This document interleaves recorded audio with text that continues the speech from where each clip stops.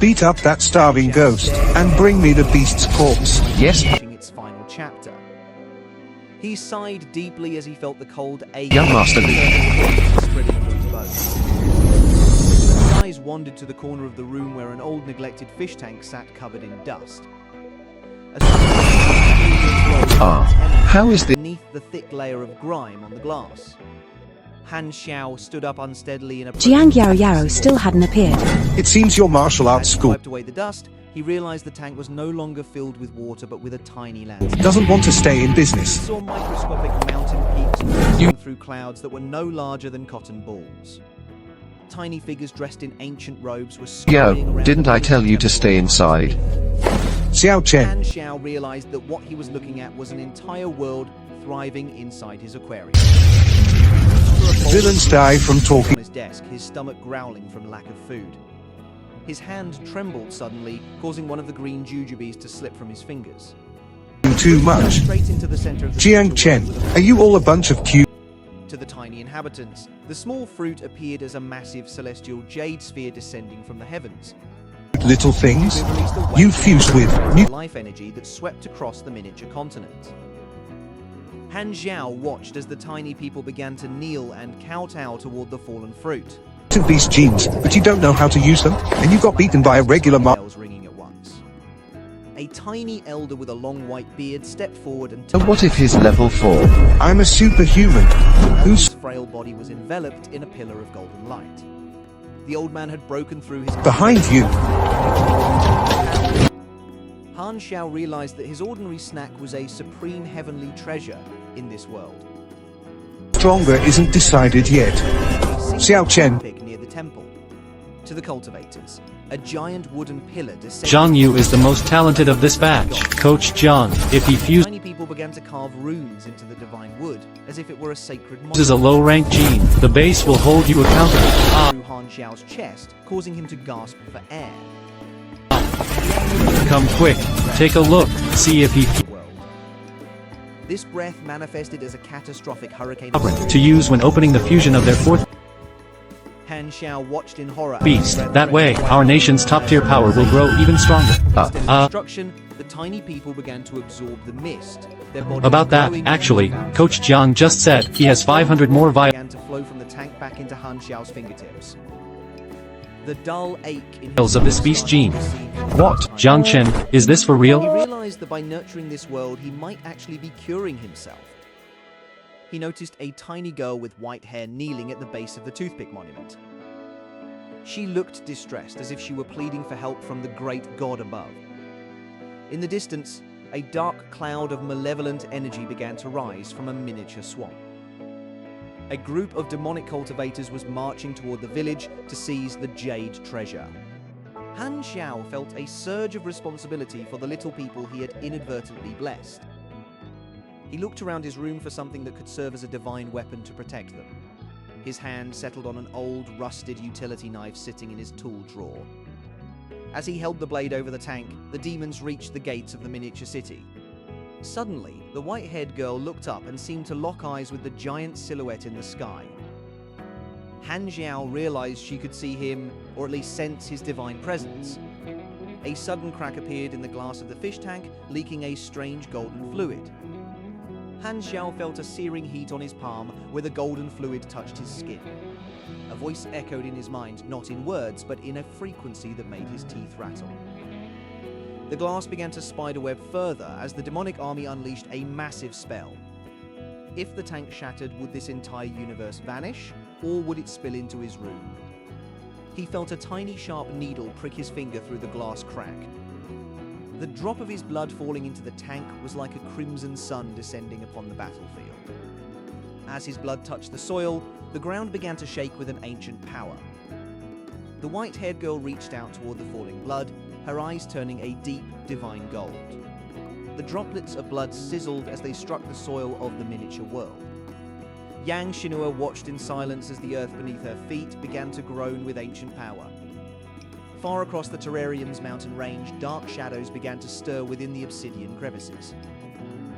The demon lord of the Iron Abyss sensed the sudden surge of divine essence from the sky. Back in the bedroom, Su Han adjusted his glasses and leaned closer to the glass wall. He noticed the tiny specks of light moving rapidly toward the spot where his blood had landed. Yang Xinua's sect members gathered behind her, brandishing their miniature jade swords. A sudden blast of freezing wind heralded the arrival of the Ice Queen's vanguard. They demanded the heavenly nectar that had descended from the Great Void. Su Han realized that his simple mistake was about to cause a genocidal war among his pets. He reached for a pair of stainless steel tweezers resting on his nightstand. To the cultivators below, a pair of silver pillars descended from the heavens with a deafening hum. The Demon Lord launched a swarm of fire-breathing beetles at the descending silver pillars. Su Han felt a slight tingle on his hand as the tiny insects fruitlessly attacked the tweezers. He gently flicked the tweezers, sending a shockwave that leveled the demonic fortress. The remaining cultivators fell to their knees as the pillars of judgment brushed aside their strongest spells. Su Han carefully picked up the glowing bead of dried blood with the tweezers. The crowd watched as the sun itself retrieved the sacred treasure and vanished back into the void. However, the Ice Queen Xianxia was not deterred by this display of omnipotence. She ordered her mages to prepare a ritual to breach the glass barrier and enter the God realm. Back in reality, Su Han coughed into a tissue, seeing flecks of black bile instead of blood. He knew his time was running out and that the cure lay within the tiny world's evolution. He decided to provide them with a source of warmth to speed up their cultivation progress. To the inhabitants, a second sun appeared in the sky, radiating an unbearable heat that scorched the mountains. The cultivators began to panic as their rivers evaporated into steam within seconds. Yang Xianxia knelt in the center of the town, praying for the god to show mercy. Su Han saw the wilting plants and realized the heater was far too powerful for such a small space. He replaced it with a simple incandescent bulb, creating a much gentler eternal spring. The sudden change was viewed as a divine miracle, and the people began building a temple to the Lightbringer. But the Demon Lord had survived the tweezer's shockwave and was plotting his revenge.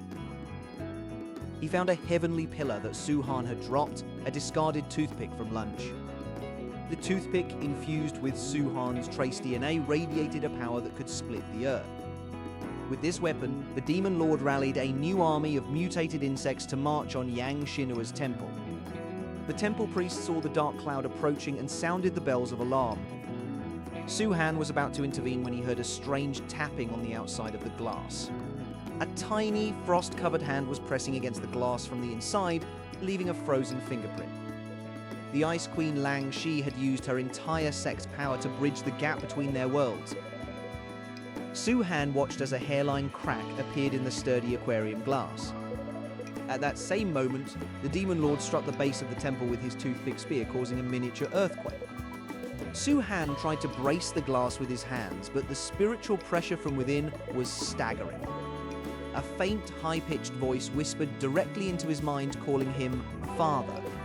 The glass let out a final deafening snap as the Ice Queen's frozen sword tip pierced through to the real world. Su Han recoiled as the tiny crystalline tip of Xianxia's sword actually scratched the inner surface of the glass tank. The sound of the cracking glass echoed like a thunderclap across his quiet bedroom. Inside the tank, the Ice Queen Xianxia poured her entire cultivation into that single desperate point of contact. Su Han realized that if the tank shattered, this entire civilization would spill out and perish in the harsh oxygen of his room. He grabbed a sticky note and a fine liner pen to attempt the impossible. With trembling fingers, he wrote the word "stop" in massive, blocky letters.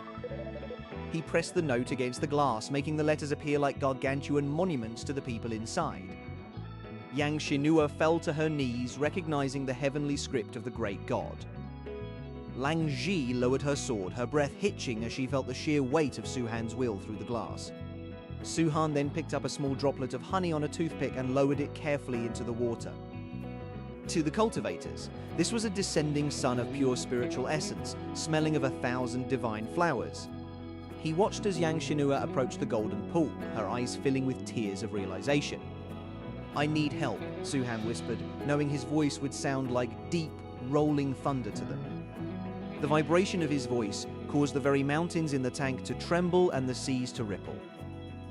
Seeing their distress, he quickly grabbed his smartphone and used a text-to-speech app at the lowest volume.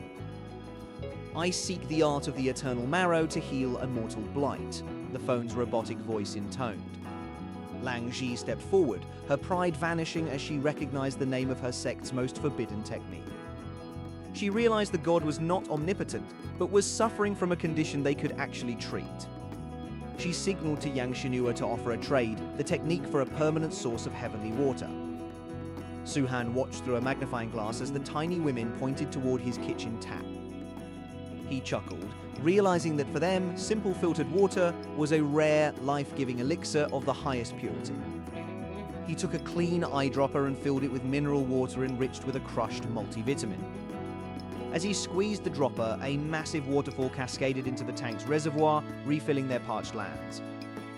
Hundreds of tiny figures emerged from their dwellings, cheering as the life-giving flood restored their world. In exchange, Lang Shi placed a microscopic jade slip onto a flat rock, channeling her memory into it. Su Han used a pair of precision tweezers to carefully lift the glowing sliver out of the tank. As the metal touched the jade, a surge of information flooded directly into his brain. He saw visions of cosmic meridians and the flow of starlight through human bone.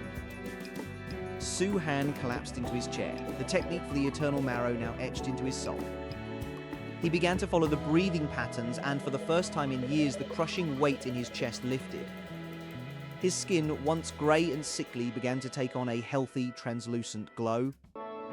Inside the tank, the environment also began to change as it absorbed the stray energy from Su Han's breakthrough. Xianxia watched as her own cultivation level jumped 3 ranks in a single breath of the god's aura. Even the stoic Lang Shi bowed deeply toward the glass ceiling, acknowledging the true majesty of their benefactor. Su Han stood up, feeling a strength he had never known in his entire life. He promised himself he would protect this small world, for they had saved him just as much as he had saved them. He decided to upgrade their world, adding high-quality spiritual stones in the form of high-end aquarium gravel. The terrarium was no longer just a hobby, it was a flourishing empire under the care of a living god.